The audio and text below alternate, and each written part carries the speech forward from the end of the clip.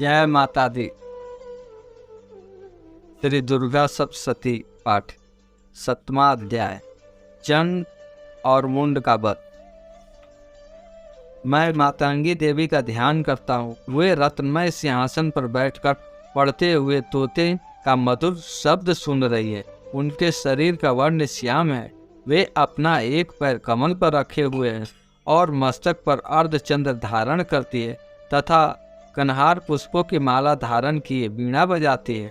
उनके अंग में कसी हुई चोली शोभा पा रही है। वे लाल रंग की साड़ी पहने हाथ में शंखमय पात्र लिए हुए हैं। उनके वदन पर मधु का हल्का हल्का प्रभाव जान पड़ता और ललाट में बिंदी शोभा दे रही है। ऋषि कहते हैं, तदंतर शुंभ की आज्ञा पाकर वे चंड मुंड आदि दैत्य चतुरंगनी सेना के साथ अस्त्र शस्त्रों से सुसज्जित हो चल दिए।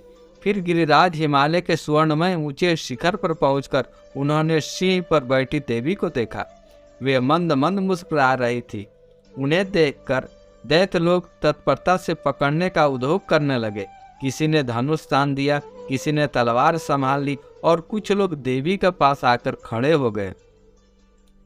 तब अंबिका ने उन शत्रुओं के प्रति बड़ा क्रोध किया। उस समय क्रोध के कारण उनका मुख काला पड़ गया, ललाट में भौएं टेढ़ी हो गई और वहां से तुरंत विकराल मुखी काली प्रकट हुई जो तलवार और पाश लिए हुई थी।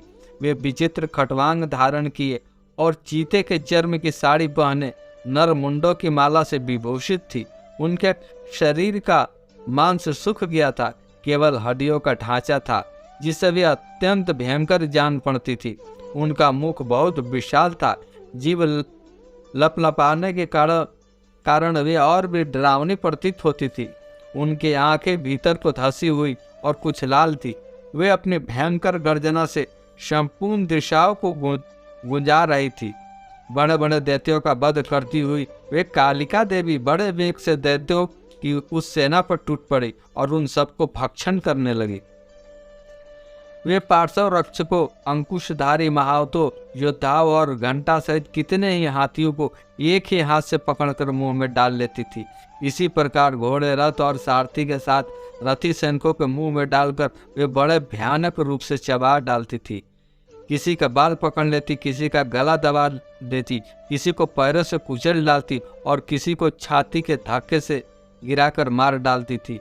वे असुरों के छोड़े हुए बड़े बड़े अस्त्र शस्त्र मुंह से पकड़ लेती और रोज से भरकर उनको दांतों से पीस डालती थी। काली ने बलवान एवं दुरात्मा दैत्यों को वह सारी सेना रौंद डाली, खा डाली और कितनों को मार भागाया। कोई तलवार के घाट से उतारे गए, कोई खटवांग से पीटे गए और कितने की असुर दांतों के अग्रभाग से कुचले जाकर मृत्यु को प्राप्त हुए। इस प्रकार देवी ने असुरों कि उस सारी सेना को क्षण भर में मार गिराया। यह देख चंड उन अत्यंत भयानक काली देवी की ओर दौड़ा तथा महादैत्य मुंड ने भी अत्यंत भयंकर बाणों की वर्षा से तथा हजारों बार चलाए हुए चक्रों से उन भयानक नेत्रों वाली देवी को आच्छादित कर दिया। वे अनेकों चक्र देवी के मुख में समाते हुए ऐसे जान पड़ते थे मानो सूर्य के बहुतेरे मंडल बादलों के उदर में प्रवेश कर रही हो। तब भयंकर गर्जना करने वाली काली ने अत्यंत रोष में भरकर विकट अट्टहास किया। उस समय उनके विकराल वदन के भीतर कठिनता से देखे जा सकने वाले दांतों की प्रभा से वे अत्यंत उज्जवल दिखाई देती थी। देवी ने बहुत बड़ी तलवार हाथ में ले हंग का उच्चारण करके चंड पर धावा किया और उसके केस पकड़कर उसी तलवार से उसका मस्तक काट डाला। चंड को मारा गया देखकर मुंड भी देवी की ओर दौड़ा। तब देवी ने रोष में भरकर उसे भी तलवार से घायल करके धरती पर सुला दिया। महापराक्रमी चंड और मुंड को मारा गया देख मरने से बची हुई बाकी सेना भय से व्याकुल हो चारों ओर भाग गई। तदंतर काली ने चंड और मुंड का मस्तक हाथ में ले चंडिका के पास जाकर प्रचंड अट्टहास करते हुए कहा, देवी, मैंने चंड और मुंड नामक इन 2 महापशुओं को तुम्हें भेंट किया है। अब युद्ध यज्ञ में तुम शुंभ और निशुंभ का स्वयं ही वध करना। ऋषि कहते हैं, वहां लाए हुए उन चंड मुंड नामक दैत्य को देखकर कल्याणमयी चंडी ने काली से मधुर वाणी में कहा, हे देवी, तुम चंड और मुंड को लेकर मेरे पास आई हो। इसलिए संसार में चामुंडा के नाम से तुम्हारी ख्याति होगी। इस प्रकार श्री मार्कंड पुराण में सार्वणिक मनवंतर की कथा के अंतर्गत देवी महात्म्य चंड मुंड वध का नामक 7वां अध्याय पूरा हुआ। जय माता दी। जय माता दी। श्री दुर्गा सप्तशती पाठ 7वां अध्याय चंड और मुंड का वध। मैं मातंगी देवी का ध्यान करता हूँ। वे रत्नमय सिंहासन पर बैठकर पढ़ते हुए तोते का मधुर शब्द सुन रही है। उनके शरीर का वर्ण श्याम है। वे अपना एक पैर कमल पर रखे हुए हैं और मस्तक पर अर्धचंद्र धारण करती है तथा कन्हार पुष्पों की माला धारण किए वीणा बजाती है। उनके अंग में कसी हुई चोली शोभा पा रही है। वे लाल रंग की साड़ी पहने हाथ में शंखमय पात्र लिए हुए हैं। उनके वदन पर मधु का हल्का हल्का प्रभाव जान पड़ता और ललाट में बिंदी शोभा दे रही है। ऋषि कहते हैं, तदंतर शुंभ की आज्ञा पाकर वे चंड मुंड आदि दैत्य चतुरंगनी सेना के साथ अस्त्र शस्त्रों से सुसज्जित हो चल दिए। फिर गिरिराज हिमालय के स्वर्णमय ऊंचे शिखर पर पहुंचकर उन्होंने सिंह पर बैठी देवी को देखा। वे मंद मंद मुस्कुरा रही थी। उन्हें देखकर दैत्य लोग तत्परता से पकड़ने का उद्योग करने लगे। किसी ने धनुष तान दिया, किसी ने तलवार संभाल ली और कुछ लोग देवी के पास आकर खड़े हो गए। तब अंबिका ने उन शत्रुओं के प्रति बड़ा क्रोध किया। उस समय क्रोध के कारण उनका मुख काला पड़ गया, ललाट में भौहें टेढ़ी हो गई और वहां से तुरंत विकराल मुखी काली प्रकट हुई जो तलवार और पाश लिए हुई थी। वे विचित्र खटवांग धारण किए और चीते के चर्म की साड़ी पहने नर मुंडों की माला से विभूषित थी। उनके शरीर का मांस सूख गया था, केवल हड्डियों का ढांचा था जिससे वे अत्यंत भयंकर जान पड़ती थी। उनका मुख बहुत विशाल था।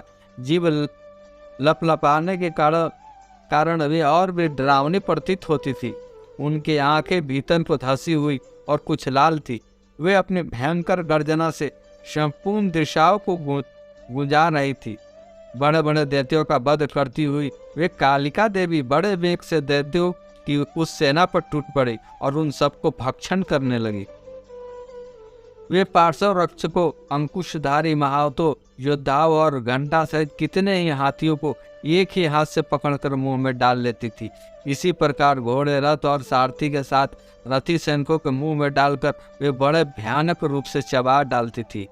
किसी का बाल पकड़ लेती, किसी का गला दबा देती, किसी को पैरों से कुचल डालती और किसी को छाती के धक्के से गिराकर मार डालती थी। वे असुरों के छोड़े हुए बड़े बड़े अस्त्र शस्त्र मुंह से पकड़ लेती और रोष में भरकर उनको दांतों से पीस डालती थी। काली ने बलवान एवं दुरात्मा दैत्यों को वह सारी सेना रौंद डाली, खा डाली और कितनों को मार भागाया। कोई तलवार के घाट से उतारे गए, कोई खटवांग से पीटे गए और कितने की असुर दांतों के अग्रभाग से कुचले जाकर मृत्यु को प्राप्त हुए। इस प्रकार देवी ने असुरों की उस सारी सेना को क्षण भर में मार गिराया। यह देख चंड उन अत्यंत भयानक काली देवी की ओर दौड़ा तथा महादैत्य मुंड ने भी अत्यंत भयंकर बाणों की वर्षा से तथा हजारों बार चलाए हुए चक्रों से उन भयानक नेत्रों वाली देवी को आच्छादित कर दिया। वे अनेकों चक्र देवी के मुख में समाते हुए ऐसे जान पड़ते थे मानो सूर्य के बहुतेरे मंडल बादलों के उदर में प्रवेश कर रही हो। तब भयंकर गर्जना करने वाली काली ने अत्यंत रोष में भरकर विकट अट्टहास किया। उस समय उनके विकराल वदन के भीतर कठिनता से देखे जा सकने वाले दांतों की प्रभा से वे अत्यंत उज्जवल दिखाई देती थी। देवी ने बहुत बड़ी तलवार हाथ में ले हंग का उच्चारण करके चंड पर धावा किया और उसके केस पकड़कर उसी तलवार से उसका मस्तक काट डाला।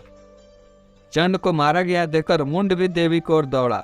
तब देवी ने रोष में भरकर उसे भी तलवार से घायल करके धरती पर सुला दिया। महापराक्रमी चंड और मुंड को मारा गया देख मरने से बची हुई बाकी सेना भय से व्याकुल हो चारों ओर भाग गई। तदंतर काली ने चंड और मुंड का मस्तक हाथ में ले चंडिका के पास जाकर प्रचंड अट्टहास करते हुए कहा, देवी, मैंने चंड और मुंड नामक इन दो महापशुओं को तुम्हें भेंट किया है। अब युद्ध यज्ञ में तुम शुंभ और निशुंभ का स्वयं ही वध करना। ऋषि कहते हैं, वहां लाए हुए उन चंडमुंड नामक दैत्य को देखकर कल्याणमयी चंडी ने काली से मधुर वाणी में कहा, हे देवी, तुम चंड और मुंड को लेकर मेरे पास आई हो, इसलिए संसार में चामुंडा के नाम से तुम्हारी ख्याति होगी। इस प्रकार श्री मार्कंड पुराण में सार्वणिक मनवंतर की कथा के अंतर्गत देवी महात्म्य चंड मुंड वध का नामक 7वां अध्याय पूरा हुआ। जय माता दी।